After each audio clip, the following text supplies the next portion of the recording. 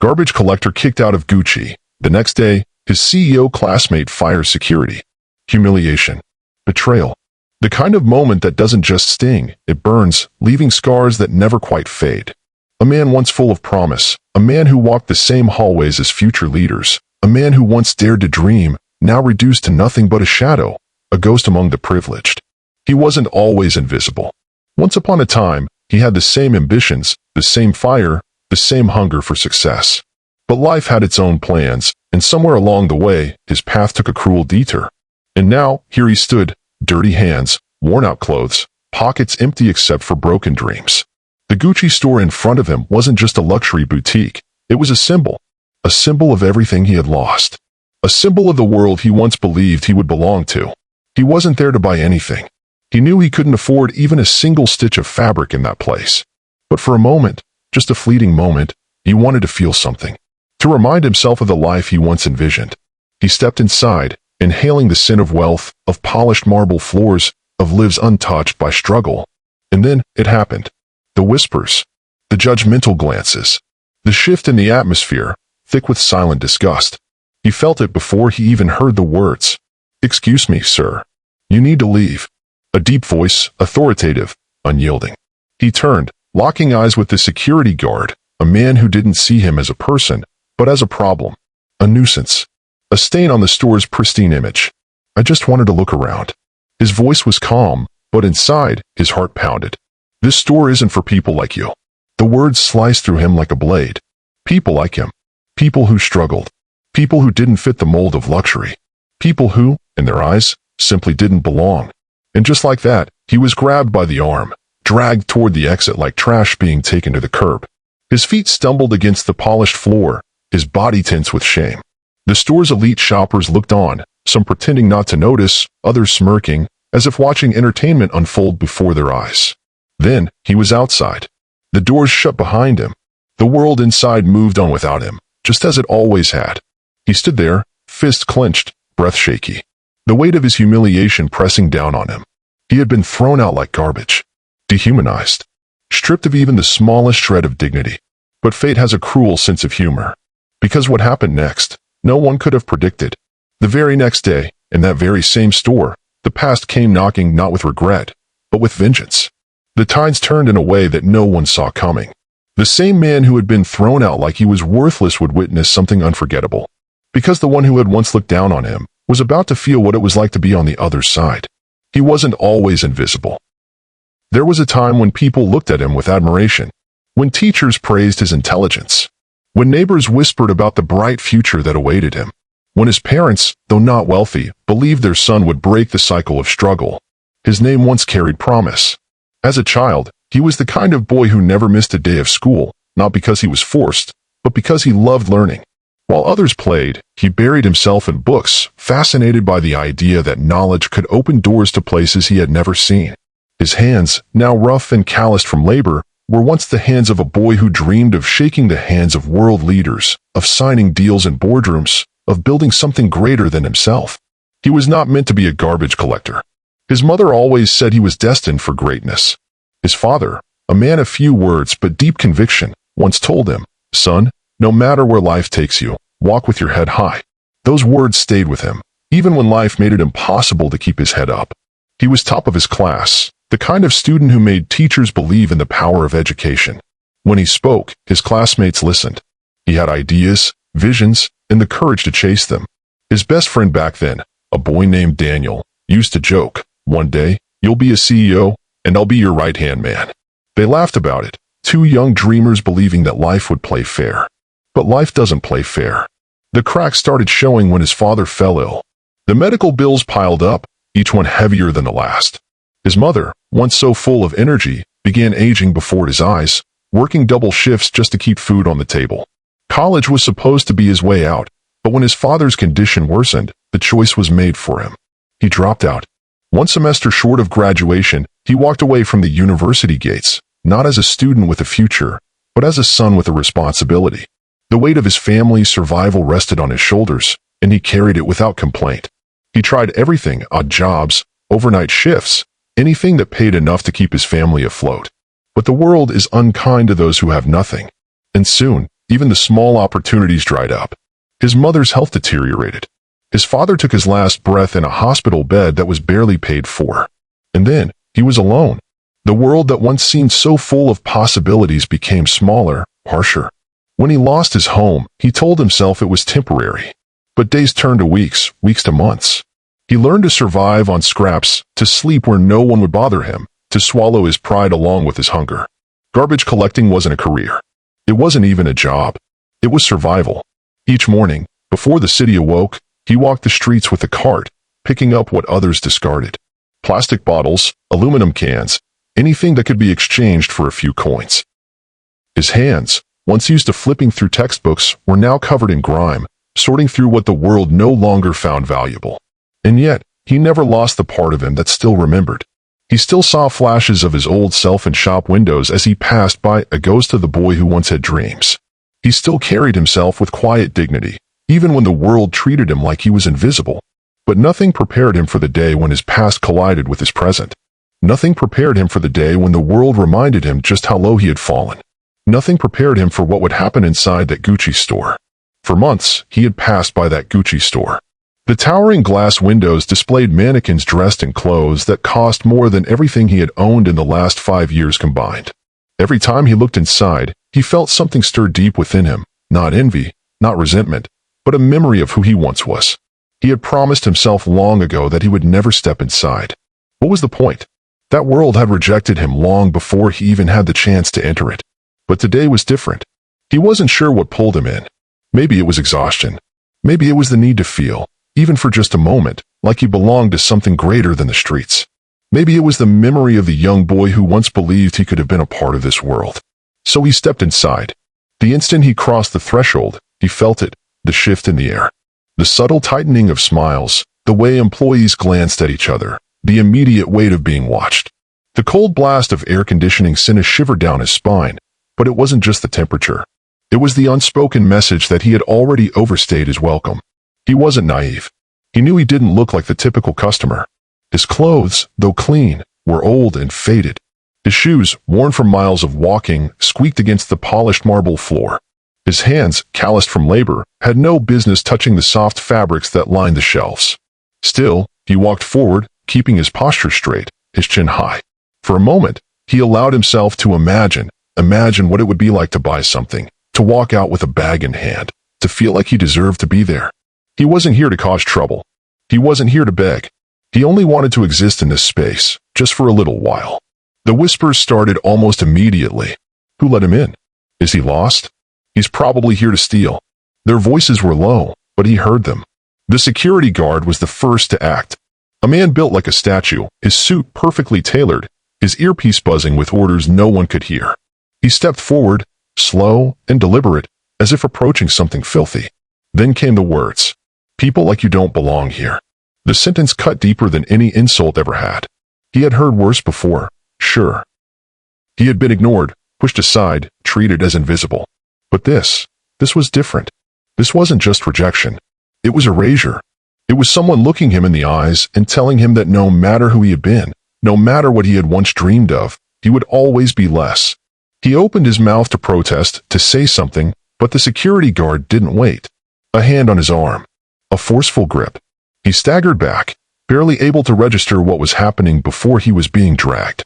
Through the pristine aisles, past the perfume counters where employees turned away, past the well-dressed customers who watched with thinly veiled amusement. No one spoke for him. No one asked if there had been a mistake. He wanted to fight back. He wanted to scream.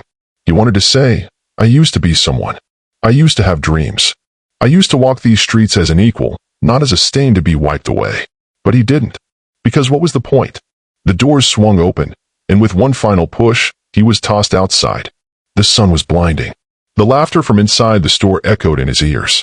People on the street had stopped to watch, their eyes flickering between curiosity and pity. Some shook their heads. Others smirked. Most just walked away. He stood there, breathing heavily, fists clenched at his sides. Shame burned through him, hotter than the midday heat. He had been humiliated before. He had been rejected, discarded, treated like nothing. But never like this. This was different. This was personal. He swallowed the rage that threatened to choke him, turned on his heel, and walked away, away from the store, away from the people who thought they were better than him, away from the place that had reminded him, in the cruelest way possible, of everything he had lost. But fate has a way of shifting the tide. Because what no one knew, what even he didn't know, was that the very next day, the world would remember his name. And so would the people who had just thrown him away. The world moves fast. Too fast. The Gucci store was back to its usual rhythm. The humiliation from earlier? Already forgotten by those inside. The security guard stood near the entrance, his arms crossed, scanning for more unwanted guests. Sales associates returned to their carefully rehearsed smiles, speaking in honeyed tones to customers who belonged. The rich browsed. The wealthy purchased. The powerful didn't notice the ones beneath them. Then he walked in. The man who had just stepped through the doors didn't need to announce himself. His presence did it for him. His suit, tailored to perfection. His watch, a quiet statement of wealth. His posture, effortless confidence, the kind that comes from years of knowing you never have to ask permission to be anywhere. The employees knew the type well. He wasn't just a customer. He was the customer. The kind that didn't ask about price tags. The kind who could buy the entire store and not blink. They rushed to greet him. "Good afternoon, sir. Welcome to Gucci. Can we assist you?" But he barely heard them. Because as soon as he walked in, he noticed something was off. The hushed whispers. The smirks. The lingering laughter from a joke that had just been made at someone's expense. And then he saw the security guard, still standing stiffly at the entrance, looking pleased with himself, as if he had done something praiseworthy. His eyes narrowed slightly. His instincts, honed by years of reading people, reading rooms, told him something had just happened. Something ugly. Then, as his gaze swept across the store, his breath hitched. A face. A familiar face. The memory hit him like a thunderclap. That wasn't just any man being dragged out. That wasn't just another nobody who had been thrown away like trash. That was him. The boy who had once sat beside him in class. The boy who had once dreamed alongside him. The boy who had been just as brilliant, if not more, than everyone else in that room. For a moment, he was no longer standing in a Gucci store. He was back in a crowded classroom, where two boys huddled over notebooks, solving equations, sharing ideas, whispering about the future they would conquer. One day, we'll both make it. We'll both sit at the top. They had believed it then. So fiercely. So completely. But life had a cruel way of choosing its winners. One had risen. One had fallen. And now, here they were 2 worlds apart. He turned slightly, glancing toward the entrance. Through the glass, he saw him. His old friend. His classmate. The garbage collector. The man who had just been humiliated in the store he now stood in. The CEO felt something twist in his chest. Shock. Disbelief. And then, realization. Not just at the what, but at the how. How easily the world had discarded someone like him. How effortlessly power decided who mattered and who didn't. How quickly people judged a man by the state of his clothes rather than the weight of his mind. The CEO had spent years in boardrooms, negotiating deals, making decisions that shifted markets. But never had he been so affected by a single moment as he was now. He didn't react. Not immediately. Instead, he watched. He observed. He listened. The way the employees still gossiped under their breath. The way the security guard puffed his chest with pride, as if removing an eyesore had been an act of heroism. And he made a decision. A decision that would remind everyone in that store, including the ones who had just laughed, exactly who held the real power. Morning came, but the world inside the Gucci store remained unchanged. The scent of expensive leather and designer perfumes filled the air, and the quiet hum of exclusive conversations echoed between the marble floors and glass display cases. The employees arrived, ready for another day of catering to the wealthy and dismissing the rest. The security guard stood tall at his usual post, scanning every person who walked through the entrance, his chest swelling with authority. No one gave a second thought to what had happened yesterday. No one remembered the man who had been dragged out. No one noticed the storm that was about to descend upon them. Then, the doors swung open. The CEO had returned. But this time, he was not alone. He walked in with purpose, his step sharp and controlled. His presence demanded attention, but today, there was something else in his demeanor, something colder, something sharper. Behind him, 2 other men followed. One was dressed just as impeccably, a man whose very posture screamed authority. The other? The store manager, visibly nervous, his eyes darting toward the CEO, trying to read the situation before it unfolded. The security guard saw them approaching, and for a brief moment, his lips curled into a polite smirk. Another VIP had arrived. Another man of importance. This was his territory. He had already proven his worth by keeping out undesirable people. He had no idea. The CEO walked straight past the glistening shelves of luxury handbags and limited edition shoes. He didn't stop to browse. He didn't acknowledge the eager employees who had already started whispering among themselves. He walked with a singular focus. And then he stopped, right in front of the security guard. The air in the store shifted. The employees noticed the sudden stillness. The shoppers felt the tension thickening. The security guard's smirk faltered just a little, but he quickly straightened his posture. "Good morning, sir," the guard said, his voice smooth, practiced. "Welcome back. How can I assist you today?" The CEO didn't answer immediately. Instead, he studied the man in front of him, his expression unreadable. A full, suffocating silence stretched between them before he finally spoke. "Tell me something." The CEO's voice was calm, but there was an edge to it, an edge that sent a chill through the room. "Do you remember what you did yesterday?" The security guard blinked. "Yesterday," he repeated, glancing at the store manager, who now looked visibly uncomfortable. "Yes, yesterday. Right here. At this very entrance. A man walked in. You judged him. You humiliated him. And then you threw him out." Something in the security guard's face shifted, but he quickly masked it. "Sir, we have policies." "Policies?" The CEO let out a quiet, humorless laugh. "Tell me, were those policies written specifically to target men who don't wear $1,000 suits? Or was it just your own personal judgment?" The security guard stiffened, glancing around, realizing that all eyes were now on them. Employees had stopped what they were doing.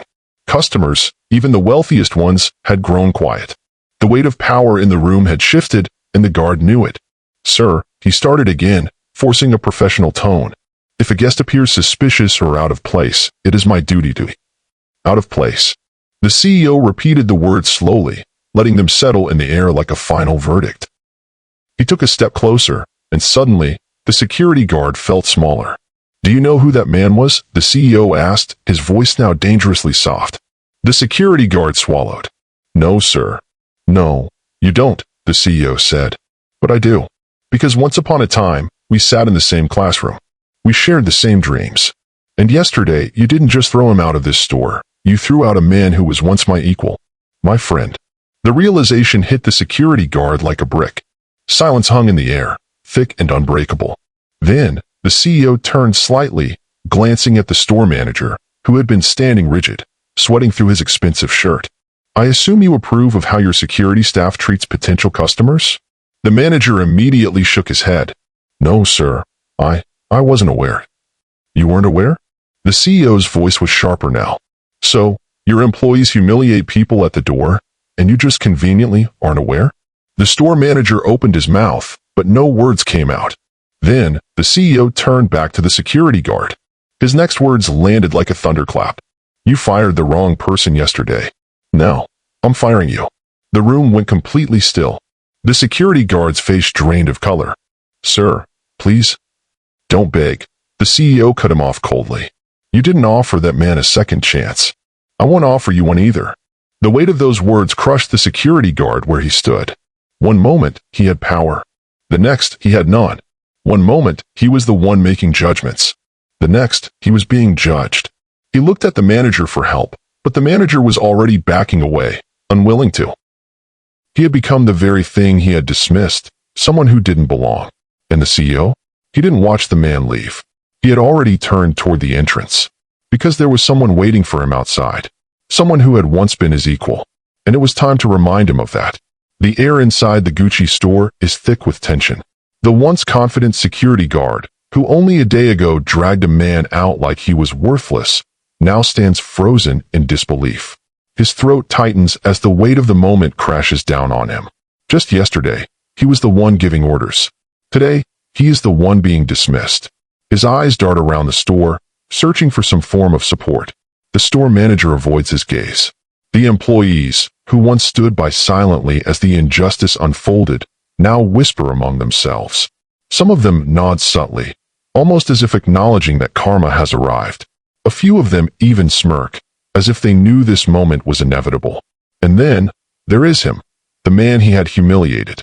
The garbage collector, the one he had tossed out like trash, now stands just a few feet away, watching in silence. He doesn't smirk. He doesn't gloat. He simply stands there, his expression unreadable. The security guard feels the burn of humiliation creeping up his face. Just yesterday, he looked at this man as though he was beneath him, someone who didn't belong in a place like this. And yet, it is he who is now being escorted out. The bitter taste of karma sits heavy in his throat. The CEO, his former classmate, keeps his voice calm but firm. A man's worth is not measured by the clothes on his back. You judged him without knowing his story. You treated him like dirt, without realizing that you were looking at someone who once walked the same halls as me. The security guard opens his mouth, as if to argue, but no words come out. There is nothing he can say. The decision is final. The store manager reluctantly steps forward, his voice flat, void of sympathy.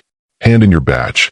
With trembling hands, the guard unclips the badge from his uniform, the same badge that gave him authority to decide who was worthy of entering the store. The same badge that, for a fleeting moment, made him feel powerful. He places it on the counter, his fingers lingering for a second, as if letting go of it means letting go of the person he thought he was. The CEO turns his attention back to the garbage collector. You don't owe anyone here an apology. If anything, they owe you one. For the first time, the garbage collector speaks, his voice calm but resolute. I don't need an apology. Life has already spoken for me. And with that, he walks away, not out of shame, but with dignity. This time, no one stops him. No one drags him out. He leaves on his own terms. Behind him, the security guard is led out of the store, his once confident stride replaced with a slow, defeated shuffle. The people who once turned their backs on the garbage collector now watch as justice plays out before their eyes. Respect. Humanity. Fate. The world has a way of balancing itself. Life is unpredictable. One moment, you're at the top, convinced that power is permanent. The next, the ground shifts beneath you, and everything you once controlled slips through your fingers. The security guard believed he had the authority to judge who was worthy of stepping into a store. He thought his uniform gave him the right to decide who belonged and who didn't. But in just one day, the very man he humiliated became the reason he lost his job. This wasn't about revenge. This was about justice. A lesson written in the ink of fate. Never underestimate the people you cross paths with.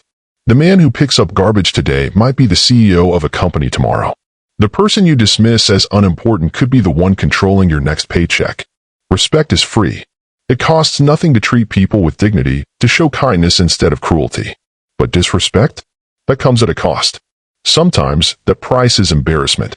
Sometimes, it's humiliation. And sometimes, it's losing everything in an instant. This story is more than just an incident inside a luxury store. It's a mirror reflecting the truth about how society treats people based on appearances. How often do we assume someone's worth by the clothes they wear? How often do we decide who deserves respect just by looking at them? But life has a way of balancing the scales. So, before you look down on someone, before you judge their worth, remember this. The person you ignore today might be the one deciding your fate tomorrow. Please like, comment, and share this video. Also, kindly subscribe to the channel for more stories.